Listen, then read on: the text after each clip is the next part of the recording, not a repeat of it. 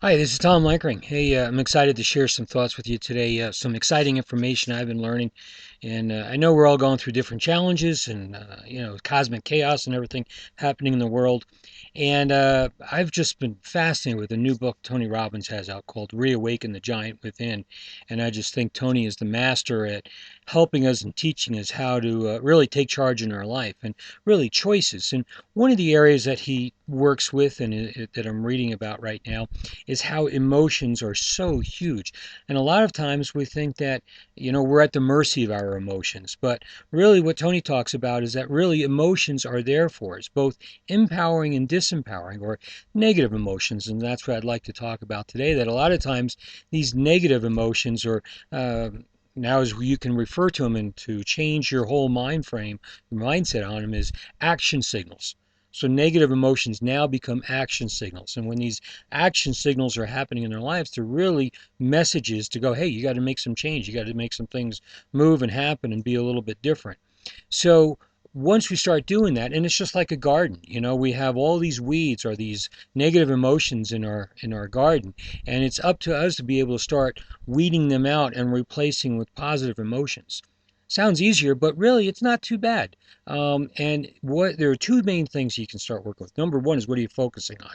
What are you actually aware of as far as what emotions are you choosing to focus on? So first thing is to become aware of it, whether you feel sad, whether you feel frustrated, whether you feel angry or anything else, and really connect to that.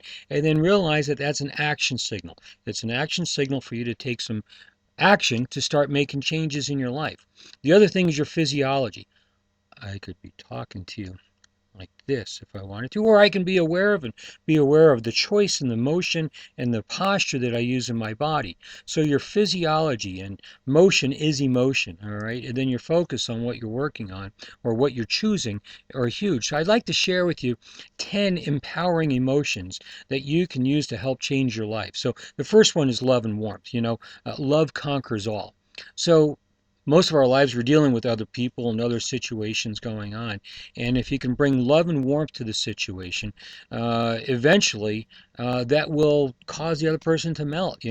How can you continue to be angry or upset with a person who just keeps loving you and is warm to you and so forth? So realize that a lot of times the situations you get in, it's not about you, but if you put it on them or look at them and focus on them and give them love and warmth, it can make a huge change. Appreciation and gratitude is the next one.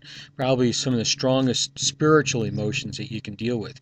And just having an attitude of gratitude, waking up in the morning, being thankful for what you have. Right now, just recently, the typhoon over in the Philippines, and my God, how devastating is that? And so, what a situation as devastating as that, what can we be grateful for and thankful for and appreciate in our lives? So no matter what the challenges are, you realize that a lot of people are going through tougher challenges. So an attitude of gratitude is the next one.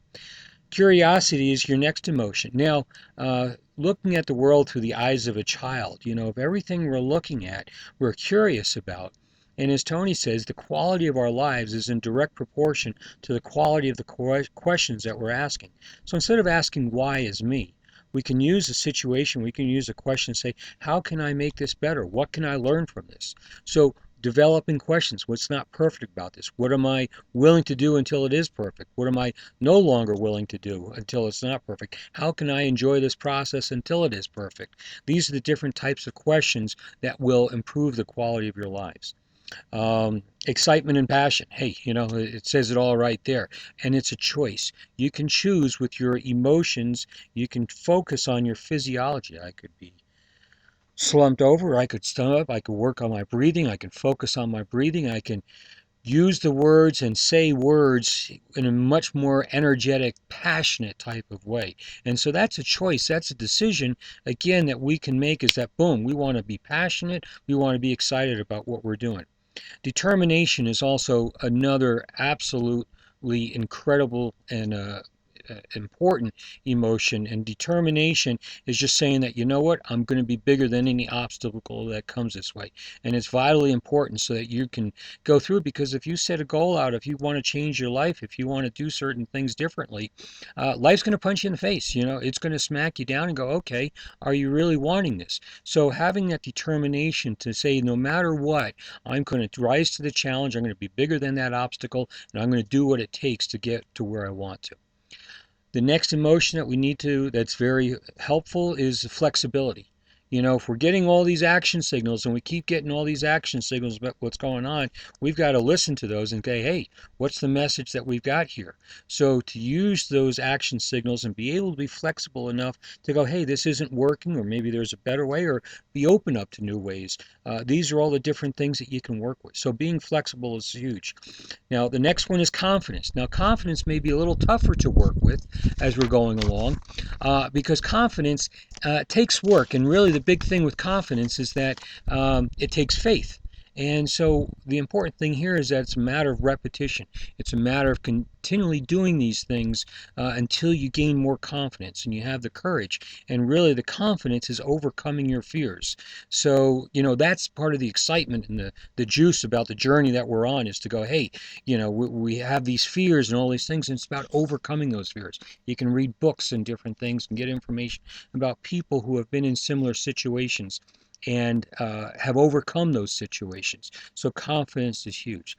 The next thing is cheerfulness. Now, cheerfulness is not saying you're looking at the world with rose-colored glasses or Pollyannish or anything, but it's being realistic and being intelligent enough to go, hey, you know what? I might be in a challenging situation and I could be all bummed out, but what does that get me? It doesn't get me anywhere. And I think one of the other things that's important is to practice putting a smile on our faces. So many times we don't, and we go through life and don't even think about smiles on our faces. So cheerfulness is an attitude of expectancy that things are going to work out, things are going to be okay. And you bring that energy to a situation, and people will rise to that frequency of energy, so they'll like that.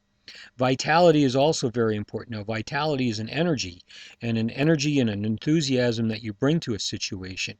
So, and the important thing is here is you need physical vitality. So you need to be taking care of your body, because if you don't take care of your body, you're not going to have that vitality, that energy to live the rest of your life and to change things and to do what you want to be doing in life.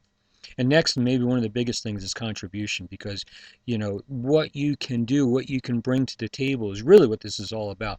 Bringing your passion, bringing your message to the world. And when you look at how you can serve others and what you can do to the world, and bring that out to the world, you no longer focus on yourself, which is contracting. All right, when you're focusing on the world and what you can contribute and give, you're expanding. So you're thinking outside the box, you're thinking outside the range. And so those are just some of the areas that you think about that can be helpful for you, can do what you want to be doing. So hopefully this is giving you some great information. Hey, if you focus on these 10 exercises, just try it for the next week to really focus these.